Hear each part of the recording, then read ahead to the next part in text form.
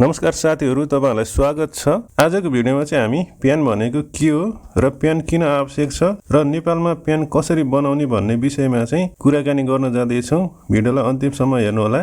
प्यानको पूरा रूप भनेको चाहिँ पर्मानेन्ट एकाउन्ट नम्बर हो। त्यसलाई चाहिँ सर्टकटमा चाहिँ PAN प्यान भनेर चाहिँ बुझिन्छ र त्यसै गरिकन यो चाहिँ सरकारले करदाता पहिचान गर्नको लागि चाहिँ दिने एउटा युनिक नम्बर हो र यो प्यान नम्बर चाहिँ एकचोटी लिइसकेपछि परिवर्तन हुँदैन, सधैँको लागि फिक्स हुन्छ।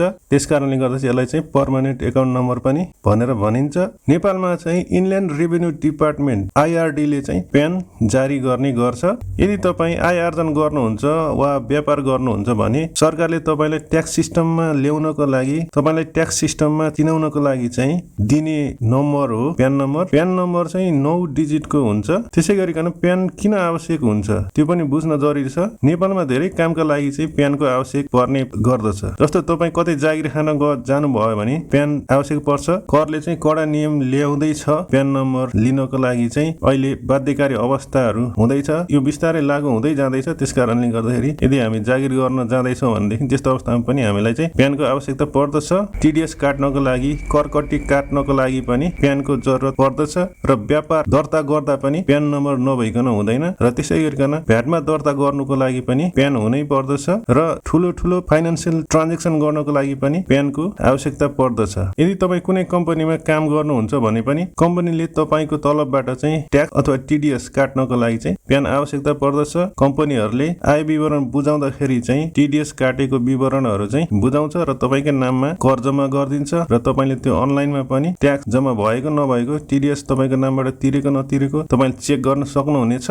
त्यसैले व्यापार गर्ने व्यक्तिहरुका लागि पनि ट्याक्स फाइलिङ गर्न प्यान नम्बरको चाहिँ आवश्यकता पर्दछ। अब बुझौं प्यानका प्रकारहरुको बारेमा। मुख्यतया दुई प्रकारको प्यानहरु चाहिँ रहेका छन्। एउटा रहेको छ व्यक्तिगत प्यान, जसमा चाहिँ कुनै व्यक्तिले चाहिँ लिने खालको प्यानलाई चाहिँ व्यक्तिगत प्यान भनिन्छ। जस्तो कर्मचारीहरु, फ्रीलान्सरहरु र इन्डिभिजुअल व्यक्तिले लिने प्यानहरुलाई चाहिँ पर्सनल प्यान भनेर बुझिन्छ। र त्यसै गरिकन अर्को छ बिजनेस प्यान। कम्पनी अथवा व्यापार व्यवसायहरुले प्रयोग गर्ने प्यान चाहिँ बिजनेस प्यान हो र यो प्यानको चाहिँ उद्देश्य भनेको चाहिँ बिजनेस व्यवसायहरुलाई चाहिँ करको दायरामा ल्याउने हो। फर्म, कम्पनी र पार्टनरशिप बिजनेसहरु जस्ता कम्पनीहरुले चाहिँ अथवा फर्महरुले चाहिँ यो प्यान लिने गर्दछन्। अब हेरौं प्यान कसरी बनाउन सकिन्छ भनेर। नेपालमा प्यान बनाउनको लागि चाहिँ दुईटा माध्यमबाट, दुईटा तरिकाबाट चाहिँ सकिन्छ प्यान नम्बर बनाउनको लागि। एउटा भनेको अनलाइनबाट हामीले चाहिँ IRD को वेबसाइटमा गएर अनलाइनबाट चाहिँ आवेदन दिन सकिन्छ र त्यसै गरिकन अर्को भनेको चाहिँ हामी आन्तरिक राजस्व विभागको चाहिँ अफिसमा गएर चाहिँ प्यान नम्बरको लागि चाहिँ हामी स्वयं गएर आवेदन दिन सकिन्छ फर्महरु भरेर। अब हेरौं प्यान लिँदा चाहिँ हामीलाई के फाइदा हुन्छ त। प्यान लिनुका हामीलाई फाइदाहरु पनि छन्। जस्तो प्यान लिँदाखेरि चाहिँ हाम्रो ट्याक्स सिस्टममा चाहिँ हाम्रो अफिसियल रेकर्ड बस्छ। हाम्रो नाममा तिरिएका TDSहरु, त्यो चाहिँ हामीले तिरेका करहरु चाहिँ अफिसियली सरकारको वेबसाइटमा चाहिँ बस्छ र त्यसै गरिकन हाम्रो ब्याङ्कको ट्रान्ज्याक्सनहरु चाहिँ ट्रान्सप्यारेन्ट हुन्छ। बिजनेस रजिस्ट्रेसन प्रोसेसमा सजिलोको लागि हामीलाई प्यान अगाडि नै आवश्यकता पर्दछ र त्यसै गरिकन तपाईले यदि गभर्नमेन्ट कन्ट्र्याक्ट हासिल गर्न चाहनुहुन्छ, लिन चाहनुहुन्छ भने पनि त्यस्तो अवस्थामा पनि प्यान नभई हुँदैन।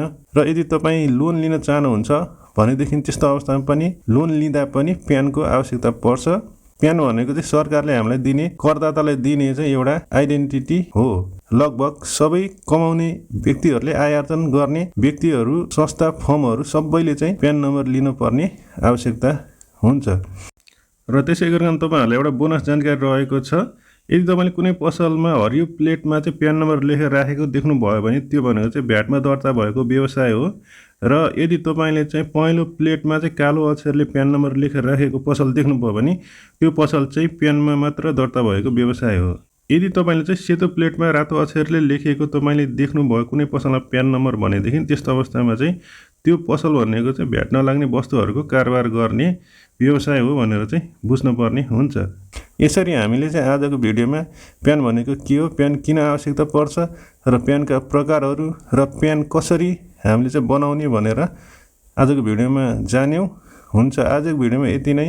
यदि तपाईलाई यस्तै जानकारीमूलक भिडियोहरू चाहिन्छ भने हाम्रो च्यानललाई सब्स्क्राइब गरेर जोडिनु होला। अर्को भिडियोमा भेट्ने छौं। धन्यवाद।